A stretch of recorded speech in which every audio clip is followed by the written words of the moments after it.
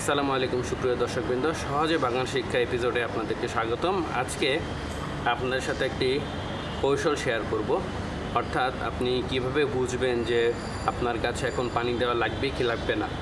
তো এইটার জন্য খুব সহজ মেথড হলো একটা ঝাড়ুর কাঠি ব্যবহার করা, শলার ঝাড়ু। তো সেই শলার ঝাড়ুর যে কাঠি সেটা আমরা কিছু দূর ভেঙে নিতে পারি, 2 ইঞ্চি বা 3 ইঞ্চির পরিমাণ অল্প একটু ভেঙে নিব। ভেঙে নিয়ে আমরা মাটিতে ঢুকাবো। মাটিতে ঢুকানোর পর যখন আমরা বের করব, প্রায় 2 ইঞ্চি 1.5 ইঞ্চি 2 ইঞ্চির ভিতরে ঢুকাবো।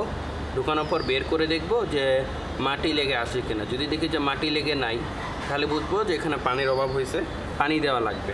এবং মোটামুটি মাটি দেখে বোঝা যাচ্ছে যে এখানে পানি দেওয়া লাগবে। আর যদি আমরা এখানে খেয়াল করি যে আমি একই কাঠিতে এখানে ঢুকাচ্ছি, আমি যখন উঠাবো আমি দেখব যে এখানে অলরেডি মাটি লেগে আছে। তো এইভাবে আমরা বুঝতে পারবো যে আসলে এখানে অলরেডি যথেষ্ট পানি আছে আর পানি দেওয়া লাগবে না। তো এই বিষয়টা আসলে ভালো করে দেখানোর জন্য আমি ক্যামেরাটা কাছে নিয়ে আসতেছি। দর্শক বন্ধু, এই যে আমাদের একটা কাঠি, তো এই কাঠিটা আমরা ভেঙে নিলাম।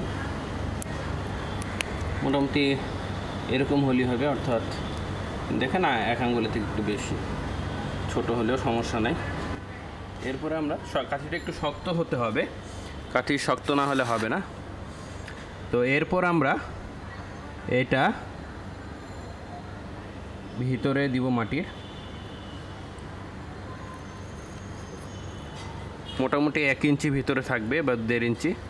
এরপর বের করব। বের করার পরে দেখব যে আমরা আসলে কতটুকু মাটি কীরকম লেগে আছে। আপনারা ভালো করে খেয়াল করেন, দেখাই যাচ্ছে যে আসলে তেমন কোনো মাটি লেগে নেই। কিন্তু যদি আমরা এইটা দেই,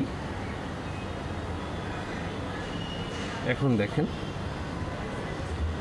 আশা করি আপনারা মাটি দেখতে পাচ্ছেন। আপনারা সহজে বুঝতে পারছেন যে এখানে যথেষ্ট মাটি আছে এবং এখানে পানি দেওয়ার দরকার নাই।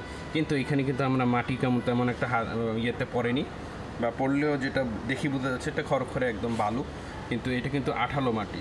এই দেখেন, এটা ধরলে বোঝা যাচ্ছে এটা ভেজা, মাটিটা ভেজা। এইভাবে করে আপনি খুব সহজেই চেক করতে পারেন, এবং যখন চেক করা শুরু করবেন কিছুদিনের মধ্যেই কিন্তু আপনি অভিজ্ঞ হয়ে যাবেন যে আসলেই পানি দেওয়া লাগবে কি লাগবে না। তখন আর আপনার ওই কাঠি দিয়ে চেক করা লাগবে না। প্রথম দিকে যারা নতুন বাগানি তাদের এটা প্রয়োজন হয়, কিন্তু যখন আপনি এক্সপার্ট হয়ে যাবেন তখন আপনি দেখলেই বুঝবেন, অথবা আঙ্গুল দিয়েও বুঝতে পারবেন। আর আরেকটা উপায় হলো পিএইচ মিটার ব্যবহার করা, জাপানিজ পিএইচ মিটার। এটার সাথে ময়েশ্চার মিটার আছে, সো এটা দিয়ে ময়েশ্চার দেখা যায়। এটা পুরাটা ঢুকানোর পরে যখন আমি একটু দেখাচ্ছি আপনাদেরকে, একটু জুম করে দেখাতে হবে, না তো আপনারা বুঝতে পারবেন না।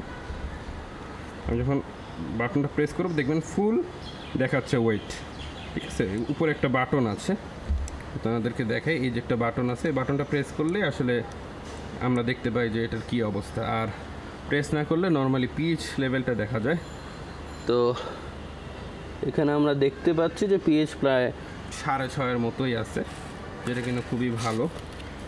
আর যখন আমরা এটার মধ্যে দিব, তো আমার ধারণা যে এটার মধ্যে দিলে ঢোকানোটাই কঠিন হয়ে যাবে।